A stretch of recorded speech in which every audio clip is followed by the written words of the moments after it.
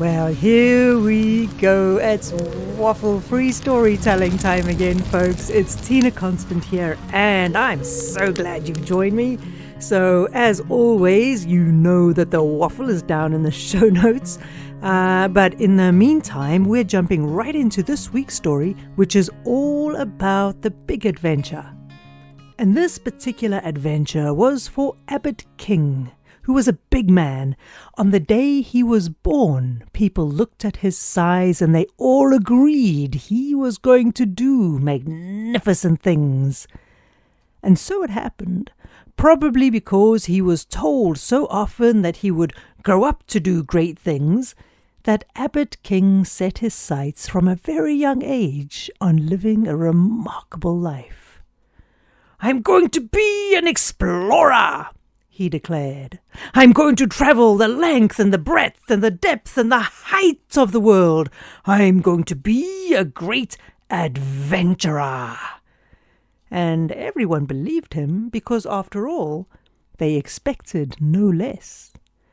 So it was, the day came when Abbot King packed his bags, gathered his companions, studied the maps and the stars, and they set off on their first expedition. The road was long and hard, but the company was good and the food was plentiful, and the path they were on had been taken by another some years before, so getting lost, well, that wasn't too much of a concern. Abbot and his team were a month into their journey in the wild of the wilds, hacking through bushes and undergrowth and tangled vines, out of breath and feeling the strain, when they came upon an old woman carrying a load of sticks on her shoulders. Well, the young man stared at the old woman, who walked by, smiled a toothless smile, and asked what they were doing. Pretty stunned, I have to tell you. Abbot said, "We're on an adventure." The old woman smiled. "Aha," she said. "I see you have your friends with you." And Abbot nodded. "And a map," the old woman said. "And supplies, and you're following a path another has forged." Abbot shrugged and then frowned. And for all of his great size, he began to fidget beneath the old woman's gaze. But the old woman chuckled. "Then," she said, "you are not really on an adventure at all."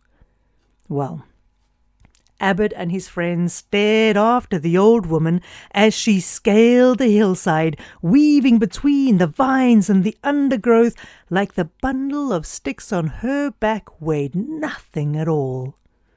I have to say, after that trip, the old woman's words stayed with Abbot, and as he planned his next expedition, he decided to go to a place where no human had been for thousands of years. That, he thought, that would be a real adventure. And so he packed his bags, gathered his friends, collected their supplies, and planned and mapped what they could. This time, his parents were worried. This was uncharted territory. What if he got lost? What if he got in trouble? So they gave him a horn to blow if ever he really got stuck. It would be heard, and help would come. And so Abbot and his friends set off. It was an expedition beyond his wildest dreams. The skies, the caves, the mountains, the valleys, the highs, the lows were like seeing creation for the first time every day.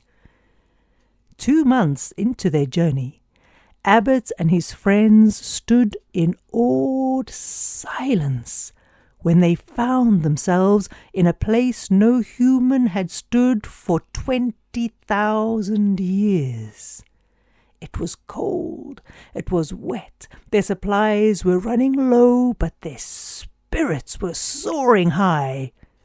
But that's all changed when, in the distance, Abbot and his friends saw the old woman with the bundle of sticks on her back.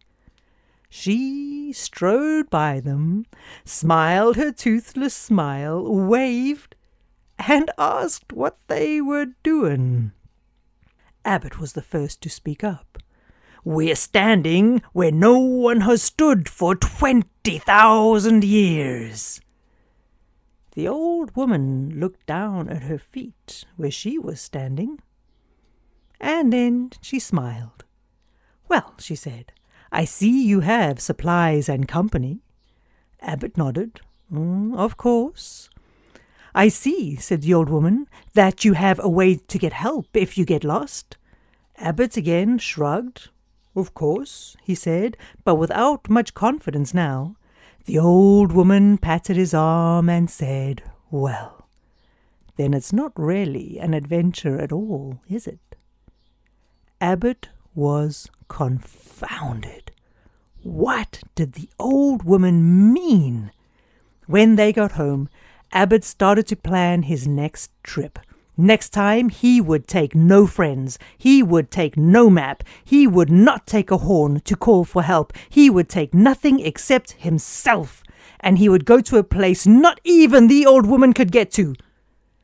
And so Abbott chose the highest mountain in the world. And with nothing but his skill and cunning, knowledge and strength, he set off. 3 months into his journey, he was exhausted, bleeding and hungry, but he was also inspired with every step. Every morning he woke to a new world that got more and more familiar. Every moment he saw things that changed the core of his being.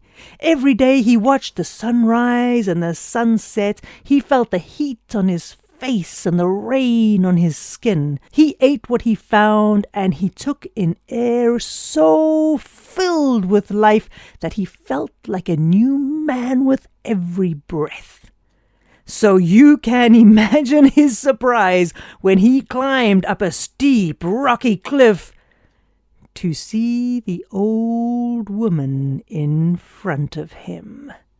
The same old woman, with a toothless smile and a bundle of sticks on her back. "Aha!" she smiled. "And what are you doing?" Well, Abbott told her he was on a real adventure. He was all on his own in a new land with unexplored paths. The old woman smiled. "You know the sun will come up and the sun will go down." Abbott nodded, a little suspicious. "Of course it will." The old woman picked a grub off a leaf. "You know you can eat this and you will be fed." Abbott nodded, feeling frustration rise in his chest. "And you know," said the old woman, "where to find water and shelter." Abbott let his frustration turn to fury, which burned and seized. The old woman would not take this adventure from him. So when the old woman turned and disappeared around the mountainside, Abbott ran after him. But in his haste, he tripped and he fell. He tumbled down the mountain, through a thicket, over river rocks, and landed in an icy cold stream. Feeling blood leak from his head and broken bones pierce his skin, he called out to the old woman, who climbed down the mountain, put her bundle of sticks on the ground, and knelt beside Abbott. "What are you doing?" she asked. Abbott felt the pain course through his body. "I'm dying," he said. The old woman nodded. "Do you know where you are going?" Abbott shook his head. "Is there a way back?" the old woman asked. Again, Abbott shook his head. The old woman looked to the sky. "Will the sun rise and set where you're going?" Abbott shook his head once more. "I don't know," he whispered. The old woman picked up a grub off a leaf. Is there food and water where you're going? Once again, Abbot said, I don't know. The old woman watched the stream as it came and went. Is there a map to where you're going? And once again, Abbot shook his head. Well, the old woman touched Abbot lightly on the cheek. Now, she said, you're about to go on your first real adventure. And there you go. So it's another weird and wild week on planet Earth. So really, what else can we do except find our adventures and dive right into them and just see what happens. So hug the people you love. Oh my goodness, puppies. Go hug your dogs, hug your cats. If you've got a goldfish, go and give them a treat. There you go. Hey, that's it from Waffle-Free Storytelling Podcast for today. For the show notes, go to www.tinakonstant.com or go and see the waffle down in the show notes. So have fun today. Bye-bye now.